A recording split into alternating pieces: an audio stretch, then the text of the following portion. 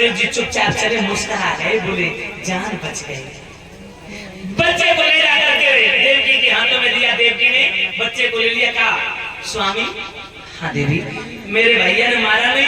नहीं नहीं। क्या कहा? बोले आज में बच्चा पैदा हो तब लेके चले आना, ये बोला। देवकी बोली भैया तुझे मेरी उम्र लग जाए, तू हजारों वर्षों जिए, दीर्घायु की कामना करने लगी। इधर देवताओं ने देखा कि कंस इतना बड़ा पापी और इतनी बड़ी दया। दया धर्म का मूल है, पाप मूल अभिमान, और तुलसी दया न छोड़िए जोले घट में।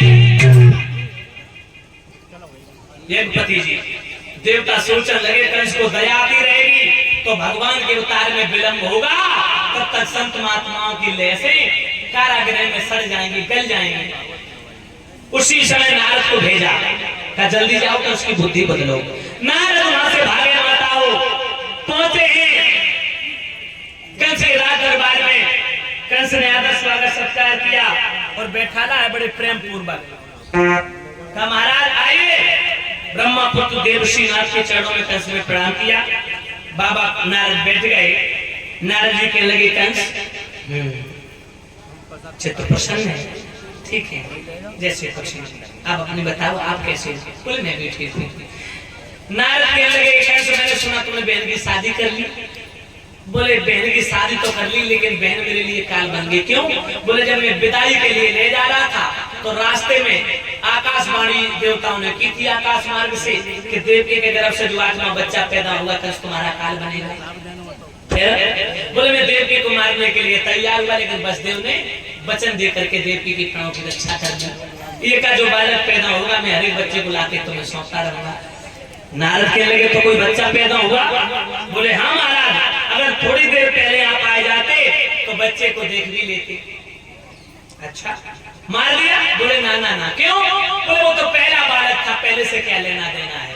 और तुम तो जानते हो बाबा कंस कितना बड़ा दयालु है, बिना बात के किसी को छेड़ता नहीं और बात बन जाए तो छोड़ता नहीं। नारद बोले हाँ हाँ वो तो मुझे मालूम है, नौ से मुंह से खाए गलैया तब पे बैठे, वो तो मुझे मालूम है।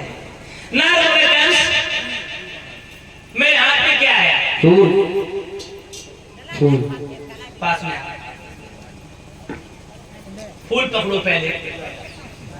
इस फूल की पंखुड़ी गिन के बताओ कितनी पंखुड़ी है इसमें। ठीक है बाबा। हाँ 1 2 3 4 5 6 7 आठवीं कौन सी थी? ये वाली। पहली कौन सी थी? ये वाली। अब आठवीं पंखुड़ी से गिनती गिनना प्रारंभ करो। 1 2 3 4 5 6 7 कुछ बदलाव नजर आया? हाँ महाराज। क्या नजर आया? पहली आठवीं होगी, आठवीं पहली होगी।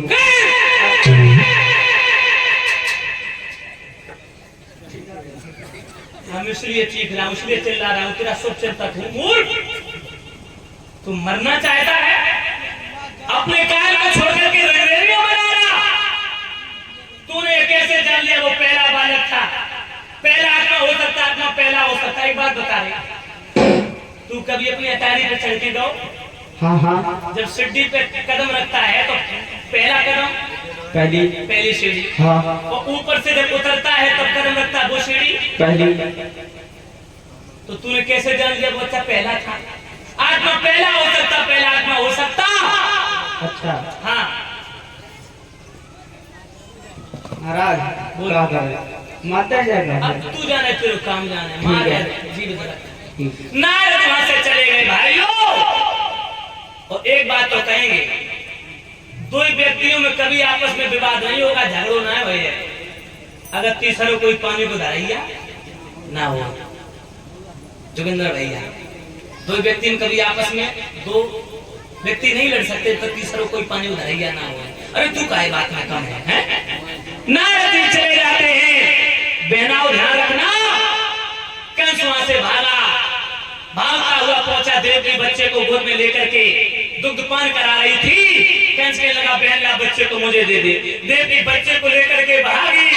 बोली भैया ये तो पहला बालक है, इससे क्या लेना देना? कंस ने आगे बढ़कर के माताओं उस बच्चे का पैर खुला था, पैर को पकड़ लिया और पकड़ करके 4 बार फहराया। पत्थर की शिला चट्टान पड़ी थी उसके ऊपर पटक दिया। हल्की सी